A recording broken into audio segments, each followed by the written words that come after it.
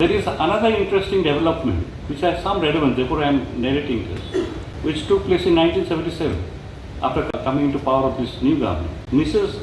Menka Gandhi, she wanted to travel abroad, but the new government of Morarji Desai, which came to power in 77, impounded her passport. As a result, she could not travel abroad.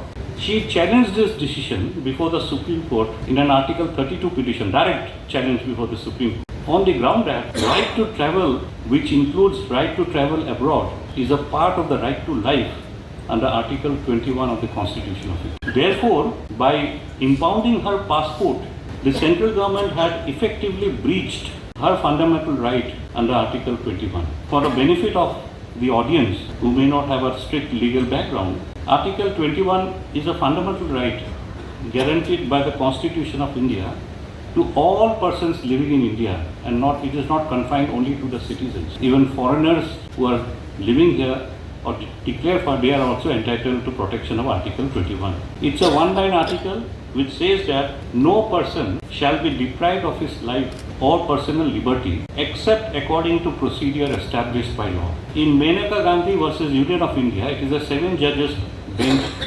decision. Supreme Court declared that both the law and the procedure contemplated in Article 21 must be fair, not formal. It must be just, fair and reasonable in both procedural and substantive terms. It must conform to the requirements of fairness, non-arbitrariness, and by extension must be in compliance with the principles of natural justice.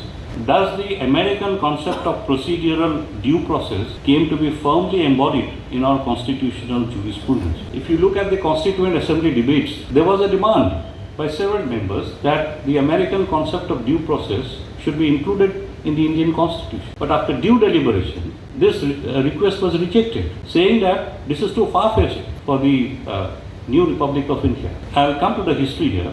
Menka Gandhi firmly and finally departed from the narrow principle of law laid down by the Supreme Court in the 1950 case of A.K. Gopalan versus State of Madras. At that point of time, 1950, and we are going back to 1950, large parts of the present state of Kerala were included in the Madras province, Madras presidency. There was a political movement on the basis of EMS Namboodiripat's call not to accept the constitution as it was then adopted. He said, I think old-timers will recollect, he said, "Ye azadi jhootha hai." This is what he said. A.K. Gopalan was a communist leader and he was in the forefront of this movement. He was arrested in 1950 under the immediately promulgated Preventive Detention Act 1950. It is a preventive detention, not a regular detention. It's a preventive detention under Article 22, as well as the Preventive Detention Act. Both his detention as well as the Act as being violative of Article 21. The core issue was whether Article 21 envisages any procedure which is laid down by law enacted by the legislature, or whether the procedure should be fair and reasonable. In other words, the question was whether the due process clause should be read into Article 21. It was argued on behalf of Gopalan that the law and procedure contemplated in Article 21 should be just, fair and reasonable. However, at that point of 1950, and just the Constitution had been just introduced, Supreme Court had just come into operation. Supreme Court rejected the argument. The majority held that what Article 21 contemplates is that in the first place, there should be a law. And secondly, that law should prescribe a procedure. Once these two conditions are fulfilled, a law laying down a procedure, a person can be deprived of his life at liberty. That was the constricted view taken by the majority in A.K. Gopalan. The majority ruled that principles of natural justice should not be read into Article 21, as these principles of natural justice were vague and indefinite. Constitution cannot be read as laying down a vague standard. The lone dissenting judge, Justice Fazal Ali, he disagreed with the majority view, and he said that the core principle of natural justice, that no one shall be condemned unheard, was part of the general law in India, and that the same should accordingly be read into Article 21. Maybe the views expressed by Justice Fazal Ali in 1950 were too liberal at that point of time and far ahead of his time. It appears that our nascent democracy was not yet ready to embrace such a liberal approach. Justice Fazal Ali stood vindicated almost 3 decades later in Maneka Gandhi. So Maneka Gandhi introduced what was rejected by the Constituent Assembly, what was rejected in A.K. Gopalan. That is the American concept of due process. The due process clause has now been introduced in the Indian constitutional jurisprudence.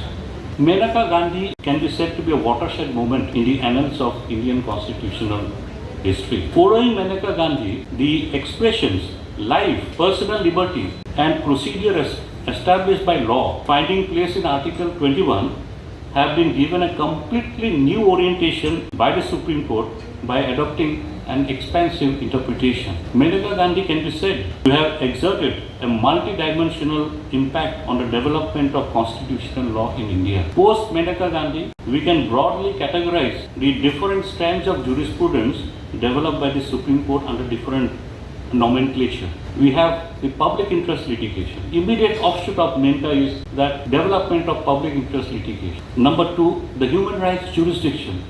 Rights of prisoners, rights of under trials, payment for compensation for violation of fundamental rights, custodial violence. This is human rights. Then gender justice. It extended up to in the 90s when we have the Vishaka judgment laying down guidelines, ultimately leading to the POSH Act, that there can't be sexual harassment at the workplace, sexual harassment of women at workplace, environmental jurisprudence, and electoral reforms. Each of these subtopics are capable of full-length debate and discussion, but today we will confine our discussion only to environmental jurisprudence because that is the topic of the lecture today. Of course, there is no denying of the fact that because of the emergence of public interest litigation, environmental jurisprudence in India got a big boost. You look at the cases, MC Mehta, one case after the other, then Vellore Citizens, then Indian Environment Legal that committee, so many cases.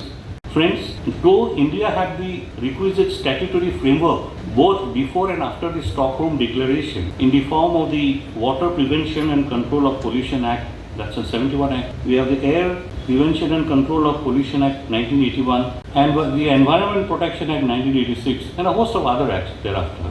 As rightly pointed out by Mr. Chaudhary, it is the Bhopal gas leak tragedy of 1984 which really galvanized the Supreme Court into action. Since then, in one case after the other, Supreme Court either developed newer and newer principles or applied internationally acknowledged principles to the Indian context. Thanks to these judgments, the right of a person to a pollution-free environment has become a part of the basic jurisprudence of our country, acknowledged as a fundamental right traceable to Article 21 of the Constitution. Let me briefly touch upon some of these principles. We'll just briefly touch upon some of these principles developed by the Supreme Court. Chaudhary has spoken about that famous Union Carbide case. In the famous case of Union Carbide versus Union of India, based on the Bhopal gas leak tragedy, Supreme Court developed the doctrine of absolute liability.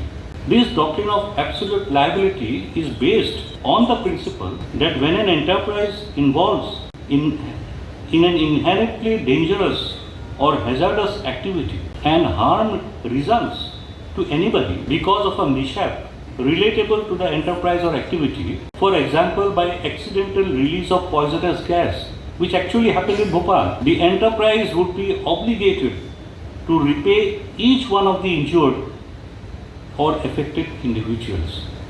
This is the principle. It is another matter that the Bhopal gas leak tragedy had a checkered history. Mr. Nariman appeared for the Union Carbide and some kind of a settlement was arrived at with the victims, which many people said were unfair. Professor Madhava Menon is on record criticizing Mr. Nariman. It is there. Nariman replies to this in his book, Before Memory Fades. Anyway, that's a different chapter altogether. We will not go into that. So this is the principle of absolute liability. The polluter pays principle, again referred to by Mr. Chaudhary, was introduced by the Rio Summit of 1982 and applied for the first time in India in the case of Indian Council for Environmental Legal Action versus Union of India, where there was emission of sulfuric acid from the industry causing terrible effects on the crops and the aquatic ecosystem of the area. The polluter pays principle demands that the financial cost of causing pollution and remedying the damage caused by pollution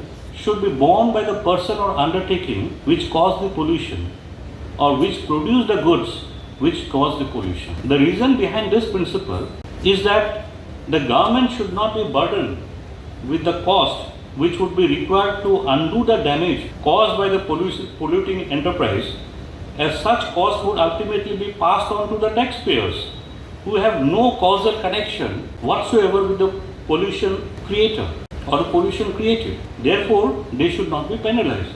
Rather, those who cause pollution should be penalized. This is the principle behind this polluter pays principle.